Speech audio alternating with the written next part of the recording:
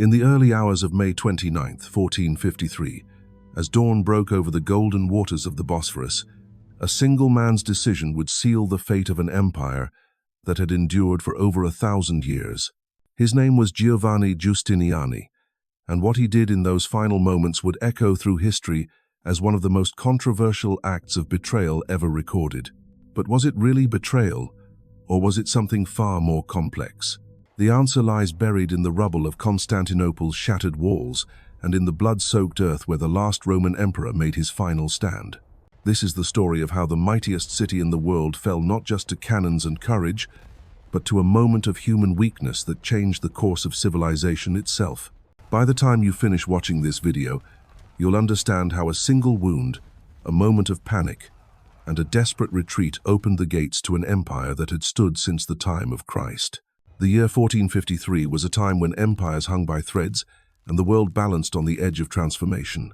In the east, a young sultan named Mehmed II sat on the Ottoman throne, his eyes fixed westward on the greatest prize in the known world, Constantinople, the city that had been the beating heart of the Byzantine Empire for over a millennium, the last remnant of ancient Rome, the gateway between Europe and Asia. And by 1453, it was dying. Once, Constantinople had been home to 500,000 souls. Its harbors had bristled with merchant ships from every corner of the known world. Its palaces had glittered with gold and silk. Its walls had turned back army after army, earning it the reputation as the most impregnable city on earth. But those days were long gone. The Byzantine Empire, which had once stretched from Italy to the Caucasus, had withered to little more than the city itself and a handful of scattered territories. Where once great neighborhoods had thrived, now there were empty fields within the massive walls. The population had dwindled to perhaps 50,000 people, rattling around in a city built for 10 times that number. Emperor Constantine XI Palaiologos knew his empire was living on borrowed time. Every morning he walked the battlements of the Theodosian Walls, those legendary fortifications that had protected Constantinople for 1,000 years, and saw the cracks that no amount of mortar could truly repair. Not just in the stones, but in the very foundations of his realm. His treasury was nearly empty. His army numbered fewer than 7,000 men. His navy consisted of just 26 ships, most of them belonging to Italian merchants who owed no true loyalty to Byzantium. Yet Constantine refused to abandon his ancestral throne. When Mehmed's ambassadors came offering him safe passage and a comfortable retirement in exchange for surrender, the emperor's response was defiant. Constantinople had never fallen to a siege, and by God's grace, it never would. But defiance alone would not stop what was coming from the east. Sultan Mehmed II was 21 years old, but he possessed the calculating mind of a seasoned conqueror. Where his father and grandfather had failed to take Constantinople, he would succeed. This was not merely ambition, it was destiny. In his mind, he was not just another Turkish warlord seeking plunder. He was the heir to Caesar, the rightful successor to the Roman Empire itself. And every night, he sat in his tent drawing sketches of Constantinople's walls, planning exactly where his cannons would tear them apart. Mehmed's preparations were unlike anything the medieval world had ever seen. He secured peace treaties with Hungary and Venice, ensuring no relief would come to Constantine from the north or west. He built the fortress of Rumelihisarı at the narrowest point of the Bosphorus, effectively cutting off Constantinople's lifeline to the Black Sea. Most importantly, he commissioned a Hungarian engineer named Urban to build him the largest cannons the world had ever seen. Urban had first offered his services to the Byzantines. The irony was bitter. Here was a weapon that could shatter Constantinople's ancient walls, and Emperor Constantine simply could not afford to pay for it. When Urban approached him with designs for revolutionary artillery, Constantine had to turn him away. The imperial treasury was empty, so Urban took his plans to Mehmed instead, and the young sultan paid him handsomely. The very weapon that would destroy Constantinople could have saved it, if only the emperor had possessed the gold to buy it. The cannon Urban built for Mehmed was a monster of bronze and iron, 27 feet long, with a barrel over 2 feet in diameter. It could hurl stone balls weighing more than 1,300 pounds over a mile through the air. When Urban test-fired it outside the Ottoman capital of Edirne, the thunderous roar shattered windows and sent pregnant women into premature labor. Mehmed watched the demonstration with satisfaction. When he asked Urban if this weapon could breach Constantinople's walls, the engineer's reply was confident. Not only could it destroy the Theodosian Walls, he boasted, it could reduce the very walls of Babylon to dust. But cannons alone would not take Constantinople. Mehmed assembled the largest army the Ottomans had ever fielded. Estimates vary, but most historians agree his force numbered between 80,000 and 160,000 men. At its core were the Janissaries, the Sultan's elite infantry. These were not ordinary soldiers, but warriors taken as boys from Christian families, converted to Islam, and trained from childhood to be the perfect fighting machine. They knew no loyalty save to the Sultan, no fear save disappointing him. They were disciplined, fanatical, and utterly deadly. Supporting the Janissaries were regular troops from across the Ottoman Empire, Anatolian infantry with their curved swords and composite bows, irregular Bashi-bazouks, expendable cannon fodder whose job was to exhaust the defenders before the real assault began, cavalry units that could strike like lightning and disappear into the morning mist, engineers to operate the siege equipment, miners to tunnel under the walls, and looming over it all, Urban's great cannon and dozens of smaller artillery pieces that would pound Constantinople's defenses day and night. As winter gave way to spring in 1453, this vast host began its march toward Constantinople. Villages emptied as the army approached. Peasants fled to the forests or sailed across the Bosphorus, carrying tales of an endless sea of tents and banners stretching to the horizon. The very earth seemed to tremble under the weight of so many marching feet. Inside Constantinople, Constantine knew the end was approaching. He sent desperate appeals to the Christian kingdoms of the West, begging for aid against the Muslim invaders. The response was devastating in its indifference. Hungary was dealing with its own problems and refused to help. Venice sent polite letters but no ships. The Pope saw the crisis as an opportunity to force the Orthodox Church to submit to Rome, demanding religious union as the price for any assistance. Even when the Orthodox clergy grudgingly agreed, the people of Constantinople rioted in the streets, shouting that they would rather see the Sultan's turban in the city than the Pope's tiara. As Mehmed's army drew closer, a few brave souls did answer Constantine's call. From Genoa came a ship carrying 700 men under the command of a mercenary captain named Giovanni Giustiniani. This man would become the key figure in our story, the one whose actions would determine whether Constantinople lived or died. But who was Giustiniani? And why did Constantine entrust him with the defense of the most critical section of the city's walls? Giovanni Giustiniani Longo was born into a noble Genoese family around 1418, but as a younger son, he had no inheritance waiting for him. Instead, he chose the life of a soldier of fortune, selling his sword to whoever could pay his price. By the time he reached Constantinople, he was 35 years old and had earned a reputation as one of Europe's finest siege specialists. He had defended walled cities before and knew every trick of the trade.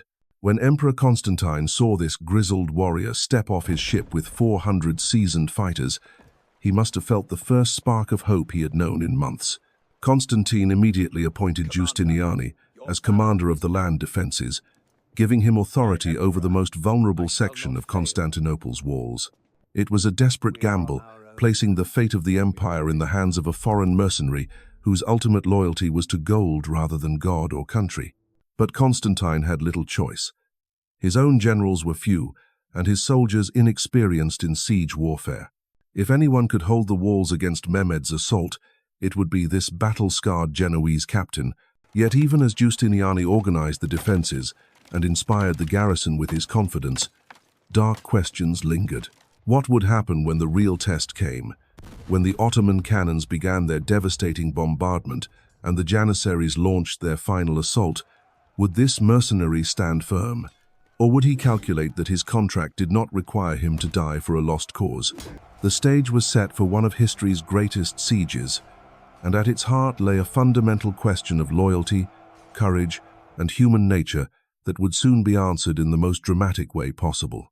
On April 5th, 1453, the horizon outside Constantinople darkened with a sight that chilled the blood of every defender on the walls.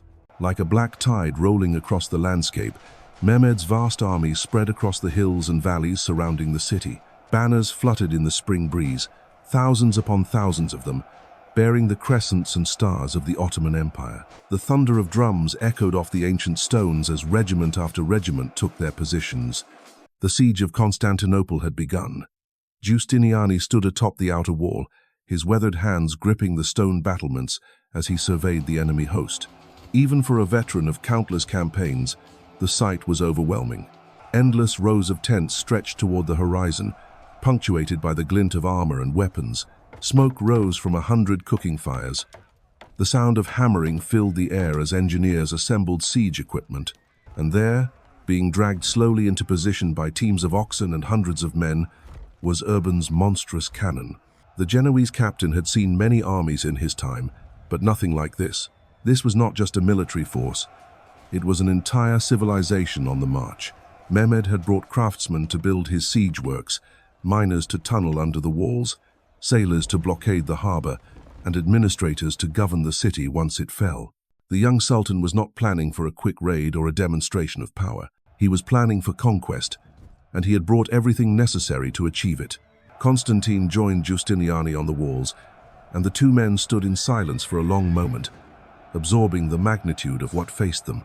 The emperor's face was drawn with exhaustion and worry, but his voice remained steady when he finally spoke. 7,000 men against more than 100,000. It seemed impossible, but these walls had held against impossible odds before. They would hold again, God willing. Giustiniani nodded, though privately he was calculating the odds with the cold precision of a professional soldier. He had seen what modern artillery could do to medieval fortifications. The Theodosian Walls were magnificent, but they had been built in an age of catapults and ballistae, not cannons that could hurl massive stone balls with devastating force. Still, he had accepted Constantine's gold and given his word. He would hold the walls or die trying.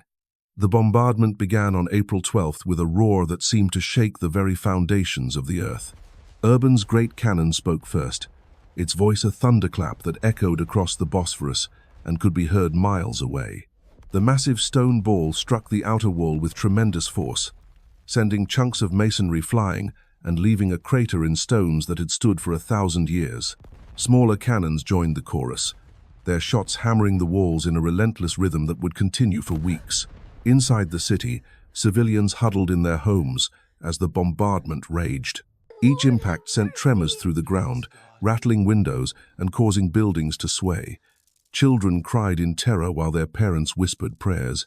The constant noise was almost as devastating as the physical damage, wearing down the defenders' nerves and making sleep nearly impossible. But the Byzantines were not passive victims.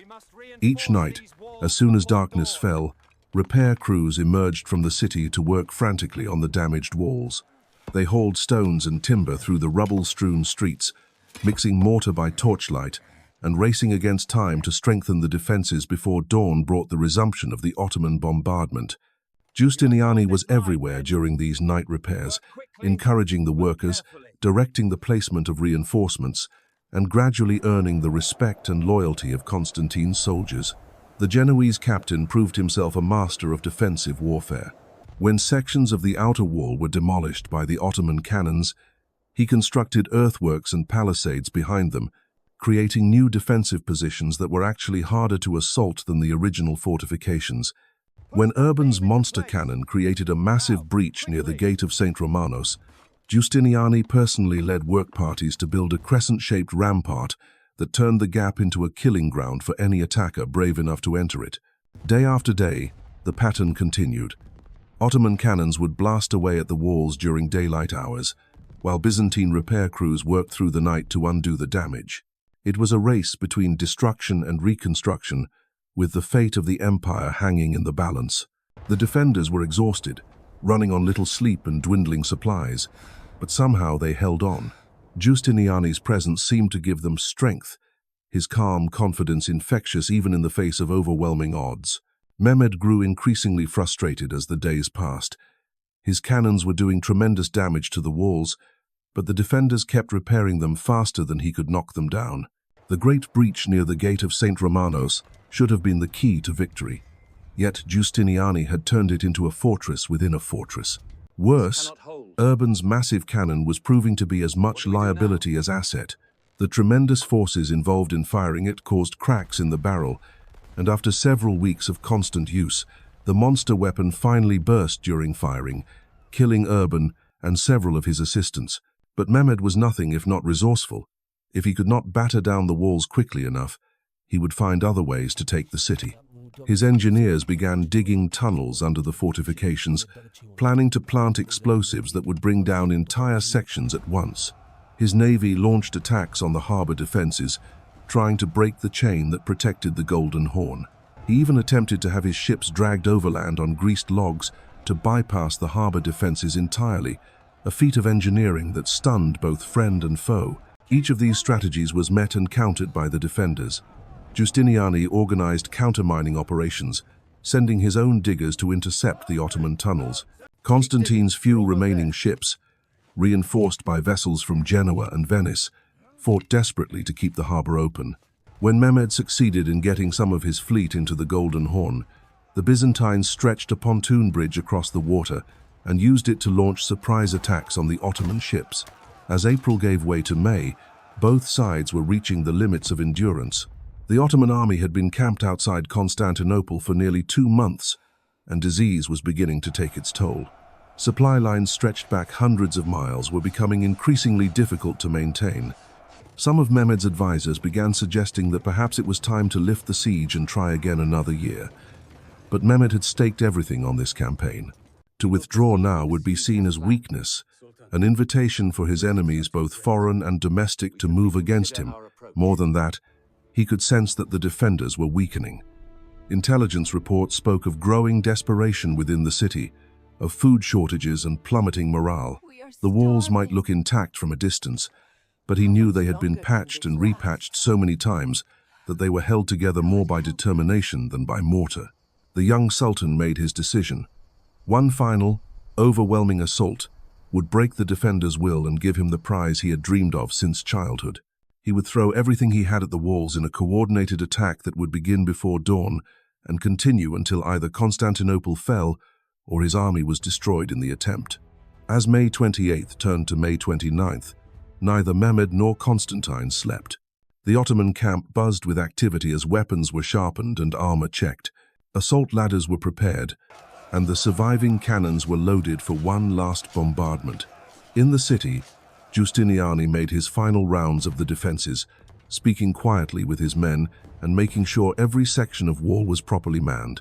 The Genoese captain had fought in many sieges, but he had never felt the weight of responsibility as heavily as he did that night. The fate of the last Roman Empire rested on his shoulders, and those of the few thousand exhausted men under his command. In a few hours, when the Ottoman assault began, every decision he made could mean the difference between victory and catastrophe. What neither Giustiniani nor anyone else in Constantinople could have known was that this night would test more than just military skill and courage. It would reveal the true nature of loyalty itself and the thin line that separates heroism from betrayal. The greatest siege in medieval history was about to reach its climax, and at its heart lay a question that would haunt historians for centuries to come. As the first pale light of dawn crept over the walls of Constantinople on May 29th, the silence was broken by the deep rumble of Ottoman war drums. The sound rolled across the hills like thunder, joined by the haunting wail of horns and the battle cries of thousands of warriors preparing for what they knew would be the final assault. In the distance, Mehmed's banners snapped in the morning breeze, and the young Sultan himself could be seen mounted on his warhorse, surveying the city that had defied him for 55 days. Giovanni Giustiniani stood at his post near the gate of St. Romanos, the section of wall that had taken the worst punishment from the Ottoman cannons. His armor was dented and scarred from weeks of fighting, and his face bore the lines of a man who had not slept properly in months. Around him, his Genoese soldiers checked their weapons one last time, their faces grim but determined. These men had followed their captain across half of Europe, and they would follow him into hell if necessary. The attack began with a wave of Bashi-bazouks, the irregular troops that Mehmed used as expendable shock forces. They came screaming across the rubble-strewn ground between the Ottoman lines and the walls, carrying crude weapons and makeshift shields. Their job was not to take the city, but to exhaust the defenders and use up their ammunition. Wave after wave of these unfortunate souls threw themselves against the Byzantine defenses, only to be cut down by arrows, crossbow bolts, and the occasional blast of Greek fire.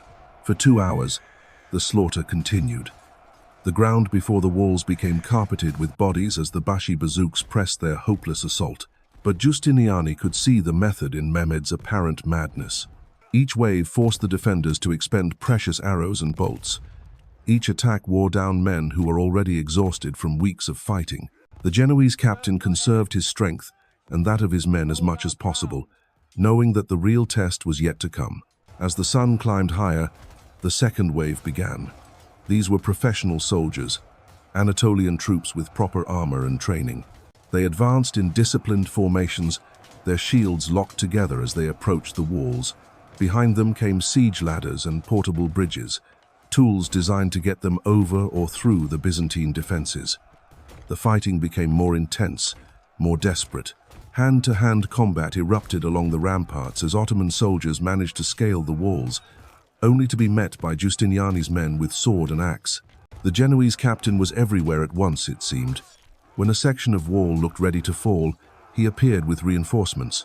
When his men's courage began to waver, his voice rang out above the din of battle, steadying their nerves and reminding them of their duty.